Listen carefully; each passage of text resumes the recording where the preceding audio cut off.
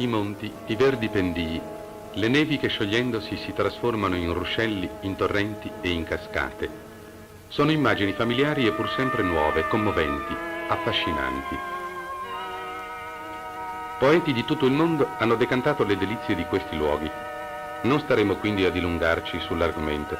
E poi quale parola potrebbe descrivere con identica fedeltà le meraviglie che i nostri occhi scoprono in ogni angolo, in ogni albero, in ogni roccia.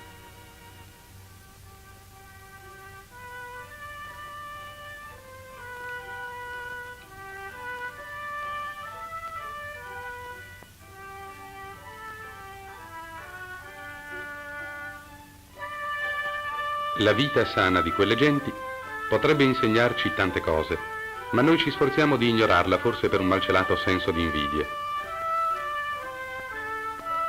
La pastorizia, ecco la grande industria dei monti.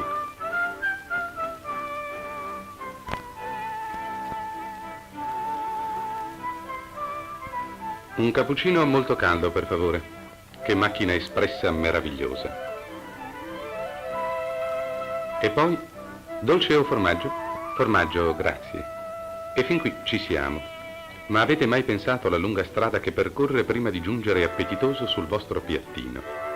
Ecco qui come nasce un tipico formaggio. Il latte appena munto viene versato in appositi recipienti da cui dopo qualche ora, una volta scremato, viene riversato in una caldaia a temperatura costante.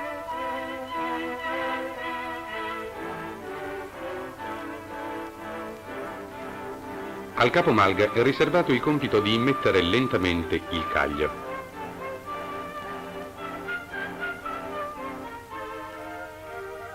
Dopo pochi minuti da questa operazione, il formaggio già comincia a formarsi e coagulandosi lentamente tende a depositarsi sul fondo della caldaia. Tagliato con appositi fili d'acciaio, il formaggio viene finalmente alla luce. È il periodo del riposo, in queste apposite forme.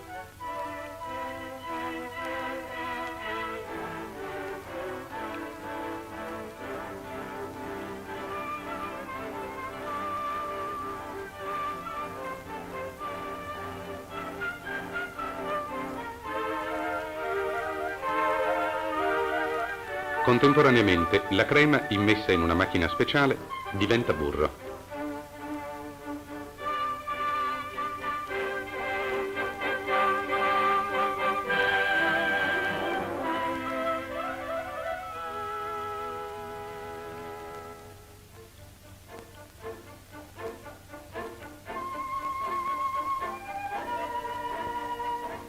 Non resta che passare le forme in salamoia e il formaggio è servito.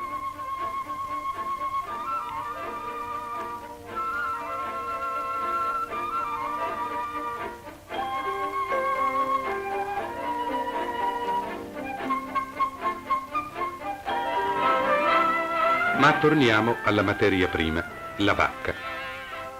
Dopo il lungo inverno trascorso nel buio delle stalle, ecco che con la primavera anche per i pazienti animali giunge il periodo della villeggiatura ed ecco qui le nostre simpatiche bestie, allegre, spensierate, all'aria libera, non più rinchiuse in quelle anguste stalle dall'odore caratteristico che dà tanto alla testa.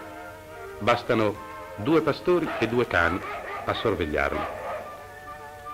Sono molto amici tra di loro, uomini e cani. Vivono la stessa vita, soffrono e gioiscono delle stesse cose. Si comprendono e si amano a vicenda, basta uno sguardo o un gesto e il cane sa già cosa deve fare.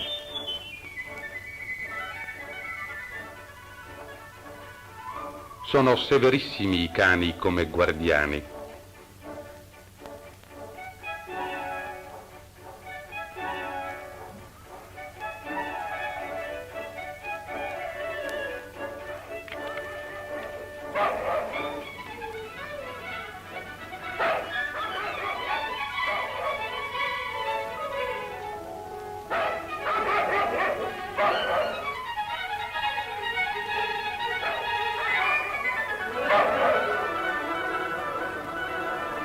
Sorvegliarci va bene, cara signora, ma tirarmi per la coda non lo sopporto. È una cosa questa che esula dalle loro competenze.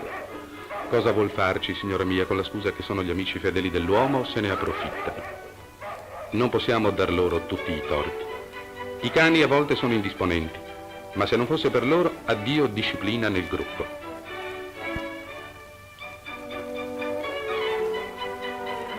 E così, tra una corsetta e l'altra, tra un boccone in premio al cane e un pizzico di sale alle vacche che ne sono ghiotte, trascorre tranquillamente l'estate.